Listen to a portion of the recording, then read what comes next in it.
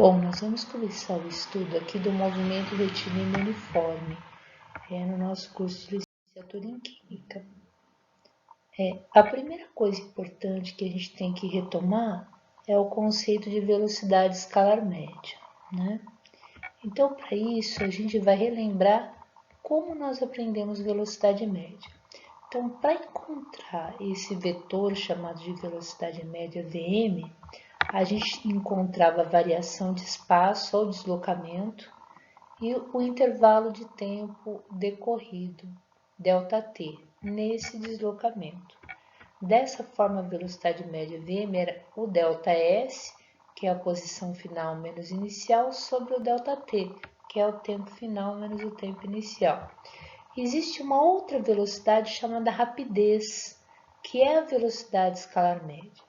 Então, qual a diferença entre a velocidade média e a velocidade escalar média? A velocidade escalar média é a razão entre o caminho total percorrido, a distância total percorrida pelo móvel e o tempo ΔT gasto para percorrê-la. Então, a diferença é que a velocidade média é ΔS sobre ΔT e a escalar é d sobre ΔT. Vocês vão perguntar quando é que o ΔS é igual à distância, né? Quando é que a distância percorrida é igual ao deslocamento? Para a gente tentar entender essa diferença entre ΔS e d, vamos imaginar que um carro saia do ponto A e vai até o ponto B. Ele tanto pode ir pela trajetória número 1, essa vermelha, por cima, quanto a trajetória verde por baixo. Se eu quiser calcular a rapidez, que é a velocidade escalar média, eu tenho que medir quanto ele andou, qual a distância que ele andou em cima da trajetória vermelha e dividir pelo intervalo de tempo. Se eu quero calcular também a distância, a velocidade escalar média pelo caminho verde, eu tenho que calcular toda a distância que ele percorreu pelo caminho verde e dividir pelo intervalo de tempo.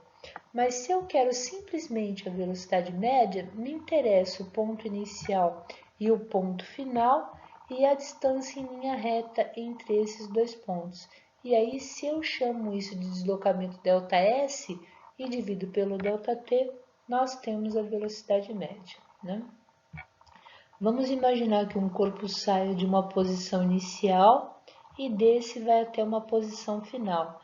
Nesse caso, a distância total percorrida d coincide com o ΔS, que é o deslocamento.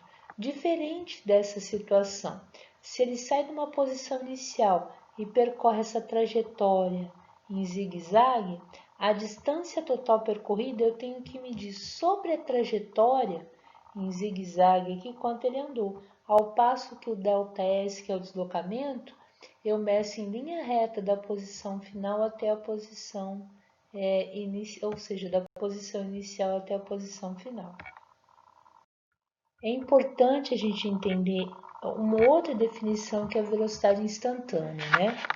Se um carro está andando, por exemplo, daqui até São Paulo, aquilo que o velocímetro mede a cada instante não é a velocidade média, é a velocidade instantânea. Mas como é que a gente pode usar o conceito de velocidade média para calcular a velocidade instantânea? Então, vamos imaginar que o carro saia de um ponto, num tempo inicial t0 e numa posição inicial s0, e vá, depois de um certo tempo t1, para uma posição s1. Então, eu tenho o deslocamento ΔS1, que é a posição final S1 menos a posição inicial S0. Mas vamos supor que eu vá diminuindo o intervalo de tempo, né?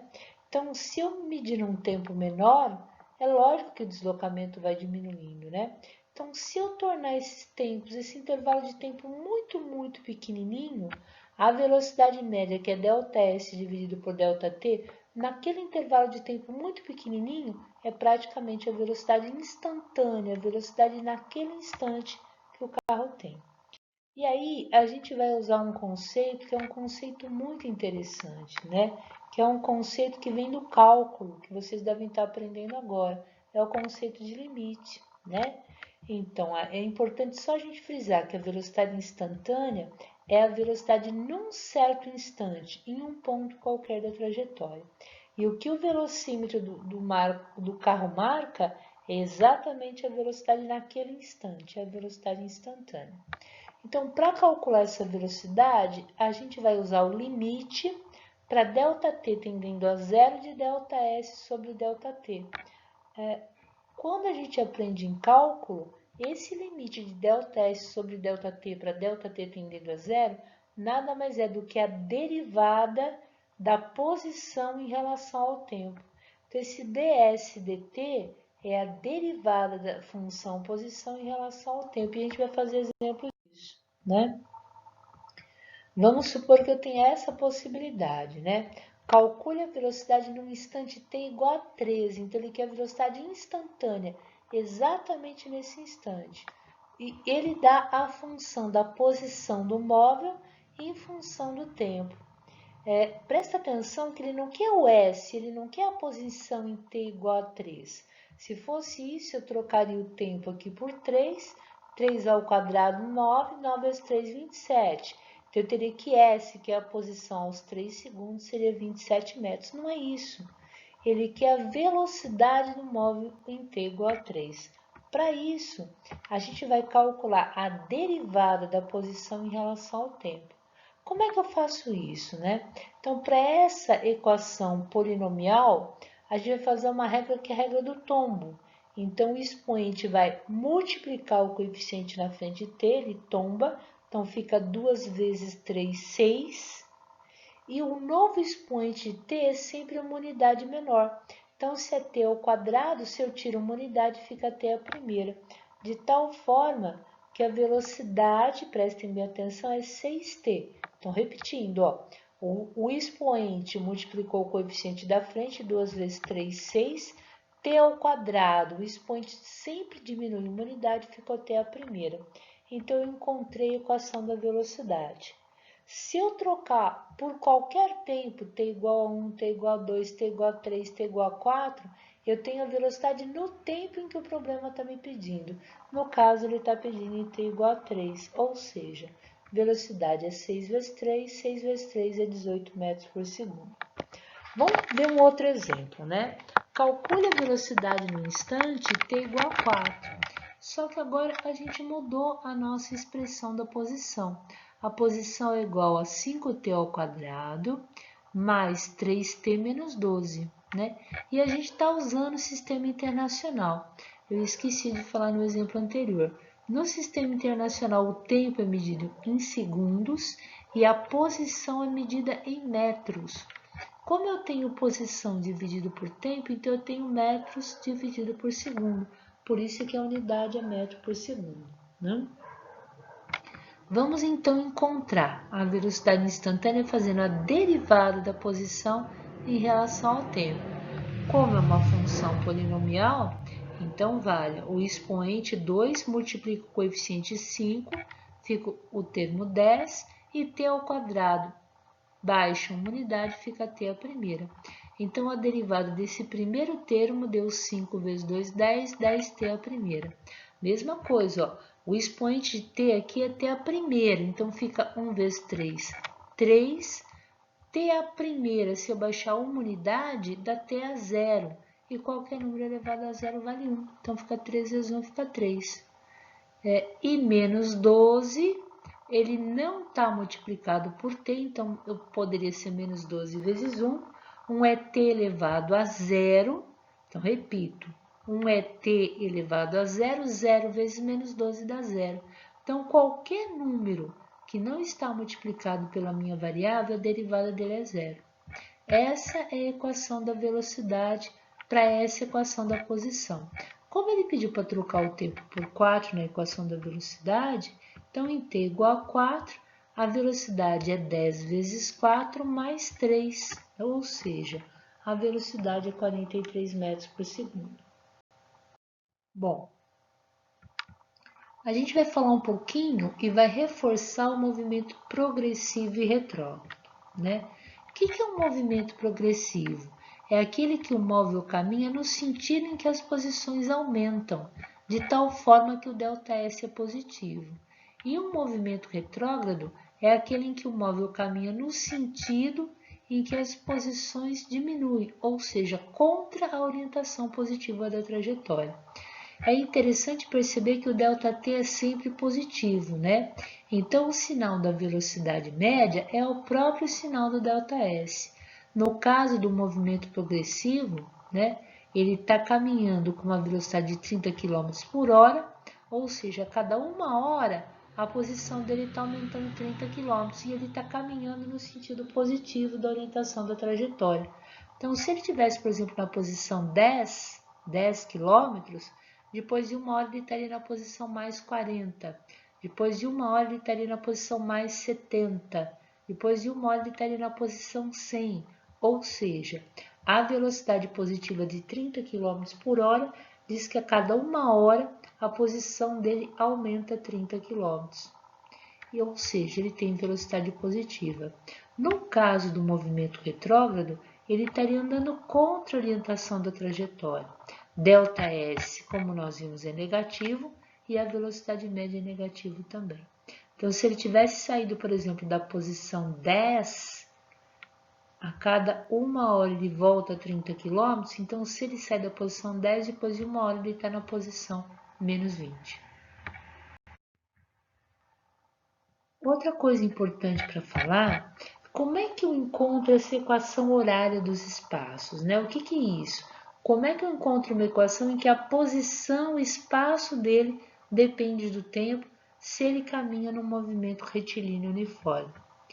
E é importante a gente observar que no movimento retilíneo uniforme, a palavra retilíneo vem quando a trajetória for reta, né?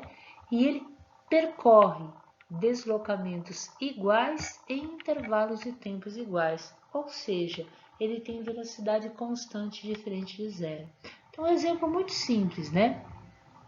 Quando você ligou o cronômetro T igual a zero, ele estava na origem das posições, na posição igual a zero. Depois de 1 segundo, ele caminhou 10 metros. Depois de mais 1 segundo, ele caminhou mais 10 metros. Depois de mais 1 segundo, de 2 a 3, ele caminha mais 10 metros. Ele vai de 20 para 30 e assim sucessivamente. Ou seja, a cada intervalo de tempo de 1 segundo, o deslocamento sempre é de 10 metros. Ou seja, ele tem uma velocidade de 10 metros por segundo, e essa velocidade é constante. A gente vai, nesse momento, então, frisar essa informação, né? Todo movimento retilíneo uniforme, a velocidade é constante, ou seja, né? Se a velocidade é constante, a velocidade média é igual à velocidade instantânea, ou seja, velocidade instantânea eu não vou representar pela letra m, é igual a velocidade média, que nada mais é do que ΔS sobre ΔT. Ou seja, ΔS é a posição final, que a gente está chamando de S, menos a posição inicial S0. E o ΔT é o tempo final T, menos o tempo inicial T0. Se eu supor que no início do movimento, no tempo inicial, é quando eu liguei o cronômetro, quando eu comecei a contagem dos tempos, então S0 é a posição nesse instante, né? E a minha equação, se eu considerar T0 igual a zero, a equação fica V é igual a S menos S0 e o denominador só vai ter o T, né? Posso passar o T, tá dividindo, ele passa para o outro lado da igualdade multiplicando, então, fica V vezes T é igual a S menos S0. Ou posso trocar o lado da minha igualdade, né? S menos S0 é igual a VT. Ou seja, a posição final menos a posição inicial é a velocidade vezes tempo. Posso passar o S0 que está subtraindo para o outro lado da minha igualdade somando, e essa é a equação horária das posições dos espaços. A posição final S é igual a posição inicial mais a velocidade do móvel vezes o tempo, né? Essa equação que a gente vai usar muito para os movimentos retilíneos uniformes. Bom, como é que fica o gráfico da posição em função do tempo, né? Então, olha que interessante, né? Se ele tem velocidade constante, ele percorre deslocamentos iguais em tempos iguais. Então, nesse gráfico aqui, após 2 segundos, ele andou 10 metros, né? No próximos 2 segundos, de 2 a 4, ele anda mais 10 metros, ele vai de 10 a 20. Nos próximos 2 segundos, de 2 a 6, ele anda mais 10 metros, de 20 a 30. E assim sucessivamente, né? Olha como é que eu acho a velocidade, né? Se eu pegasse esse intervalo de 2 segundos, então a posição final é 10 e a posição inicial é 0, ou seja, ΔS é 10, e o intervalo de tempo de 0 a 2 é 2 segundos. Mas se eu pegasse de 0 a 4, então eu teria 20 menos 0, eu teria 20 metros, dividido por 4 menos 0, que é 4. Ou se eu pegasse até 6 segundos, olha que interessante, né? Eu teria que a posição final é 30 e a posição inicial é 0, então eu teria 30 metros dividido por 6 segundos. Ou se eu pegasse de 0 a 8 segundos, eu posso verificar que o intervalo aqui, o deslocamento, seria de 40 para 0 metros, né?